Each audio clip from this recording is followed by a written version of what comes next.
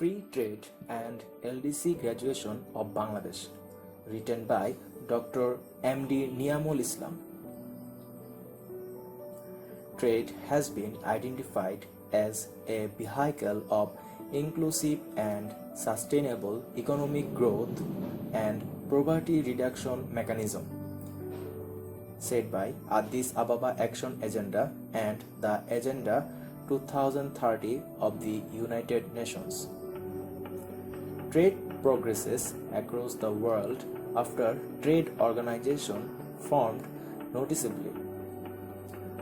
World trade volume today is roughly 43 times of the level recorded in the early days of General Agreement on Tariffs and Trade, shortly GATT.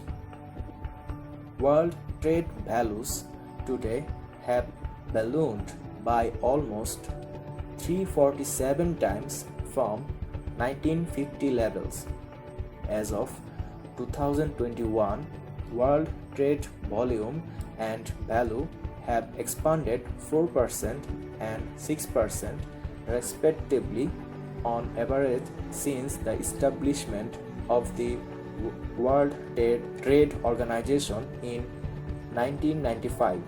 The world's current MFN applied tariffs stand at an average of 9%. David Ricardo enlarged the revolutionary views of free trade activist Adam Smith. Ricardo proclaimed comparative advantage as the way ahead and as an alternative to the mercantilism and absolute advantage. The focus of international trade is on the stipulations of comparative advantage, that is, promoting individual cross-border exchanges, specialization, and global welfare.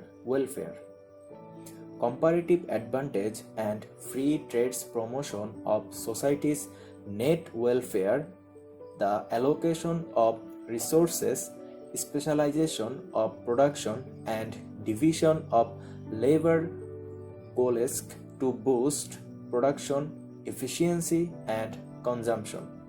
A free trade agreement is an agreement between two or more countries where the countries agree on certain obligations that affect trade in goods and services and protection for investors and intellectual property rights, among other topics.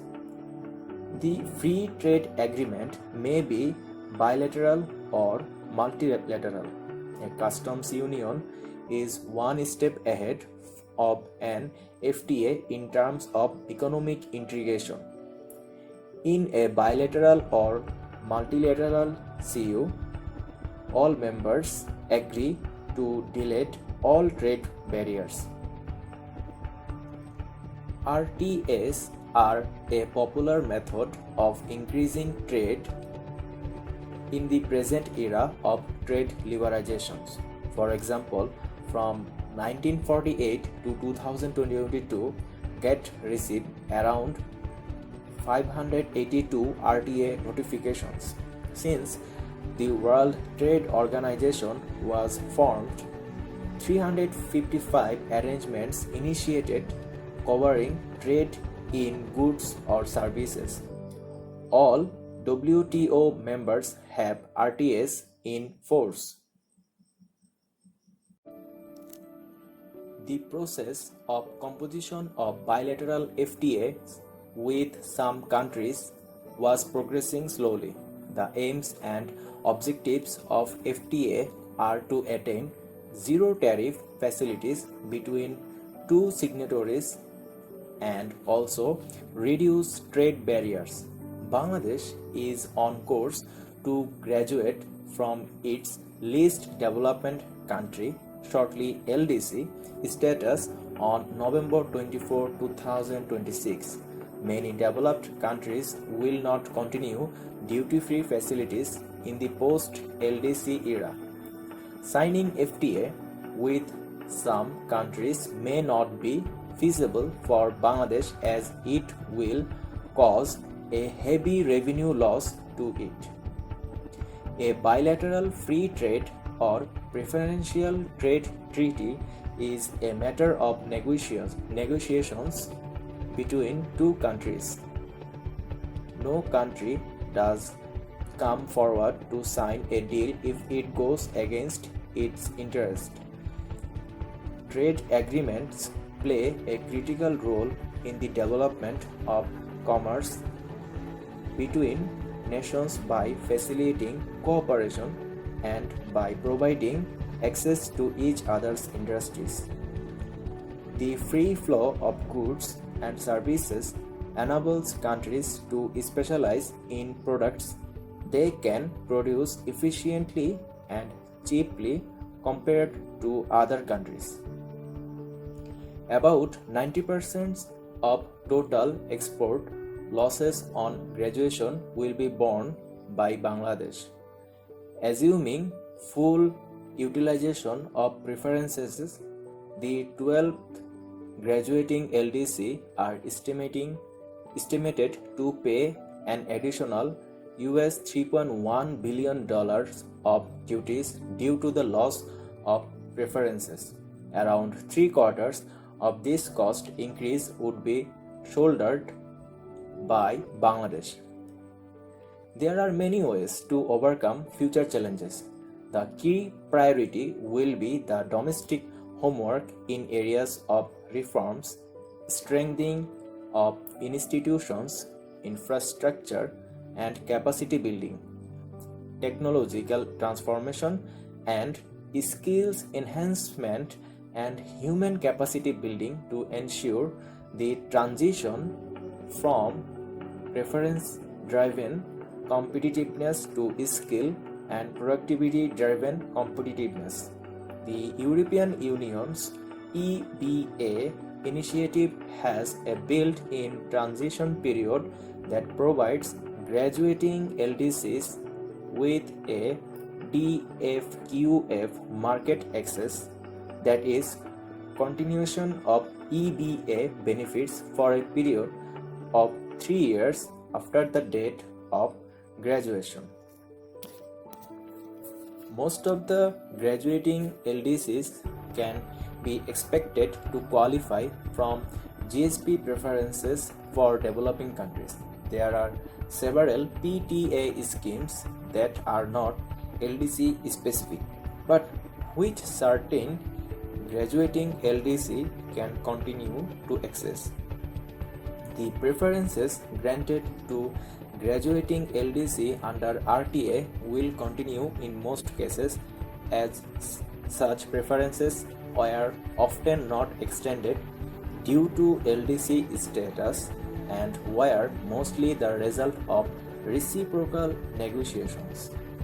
It will be important to set up mechanisms to build the capacity of firms and trade operators in graduating LDCs so that they can smoothly adjust to new origin criteria, new obligations, and formats regarding origin certifications. Hypothetically, 100% of pure trade FTA would be one without any kind of imposition of duty or tax on the export and import of goods among the relevant parties. However, it is impossible to create 100% FTA, as various factors influence a country's attitude towards certain goods. As implied, the three variables, breadth, depth, and timing. Breadth indicates the scope of FTA or how extensive it is. Does the FTA cover a wide range of sectors, products, economics, and countries? Does it cover all areas and items in the nation's economies? Depth refers to the extent of the reduction of tariffs and NTBs. Does the FTA cut all tariffs to zero, eradicate all quantitative restrictions, and move aggressively against abuses of SPS and TBT measures? Timing concerns the speed with which an FTA liberalizes trade. Does the FTA miss a couple of delegate provisions or items recording for a vast volume or estimation of exchange? The complete scope of all products and services is an extraordinary, unhindered commerce probability. In reality, complete coverage is not immediately possible. The benefits of trade agreements are greater economic activity and job creation. It reduces and eliminates tariffs and behind the border barriers, encourages investments, improve the rules affecting issues like intellectual property, and facilitates e-commerce and government procurement. FTA is also the access to a wider range of competitively priced goods and services, new technologies, and innovative practices. It promotes regional economic integration and builds shared approaches to trade and investment, which sparks the economic growth of less developed economies. There are also some challenges and opportunities for FTA. Bangladesh has limited export products. Apparel constitutes more than 80%. Around 70% of global import is captured by developed countries. If Bangladesh signs FTA with the developed countries, the country may experience export benefits in the key holder of market. It is nearly impossible to foresee any export benefit in signing FTA with developing countries with this narrow export basket. The impact of FTAs with developing countries will obviously slow the minimal export benefit. Diversification of export products is a prerequisite of engaging FTAs with any countries, especially developing ones. Diversification may require tariff and FDI policy reforms, massive programs for quality human resource development, and investment in quality infrastructure. All developed countries except the United States grant DFQF market access in apparel to Bangladesh as an LDC. Bangladesh is not wide open in these areas in international forums as regards the issues covered under WTO, that is, trade in goods and trade in services. All border duties and restrictions must be eliminated on at least 10% of trade in goods with partner countries, and service must cover substantially all sectors if it is established under Article 25 of GATT 1994 and Article 5 of GATS as per the focus of modern FTA has shifted dramatically from the traditional emphasis on market access to other measures, services such as services, investment, competition policy, intellectual property rights, government procurement, state trading enterprises, labor, environment, etc. Any developing countries is ready to go for FTAs with narrow coverage. Developed countries demand wider coverage. Coverage of all these areas will require undertaking obligations rather than creating new opportunities except in trade in service. It is important to decide how the country foresees the extent of trade coverage. There is an option to establish FTA with developing countries under enabling clause with flexible requirements. Bangladesh might not have any option but to negotiate FTAs with 90% trade coverage, which will be challenging if corrective measures are not taken before signing an FTA. Therefore, if Bangladesh enters into FTA with an existing high tariff regime without reducing it prior to the date of entry into force, the cost of FTA will likely to be higher than its benefits.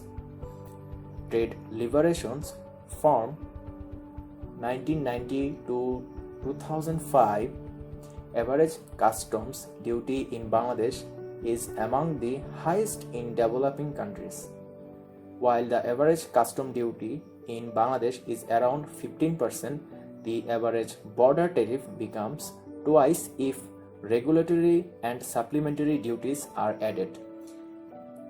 FTAs require the elimination of all border taxes imposed solely on imports. Gradual reduction of border taxes will also put competitive pressure on domestic industries, which are being protected through high tariff for a long time. Elimination of border taxes only for FTA partner countries leads to high trade diversion, which has a negative impact on consumer welfare. Bangladesh is going to enter an era of reciprocal treatment from an era of non-reciprocal treatment. This obviously puts enormous challenges on the economy. Bangladesh has evidence of meeting challenges successfully.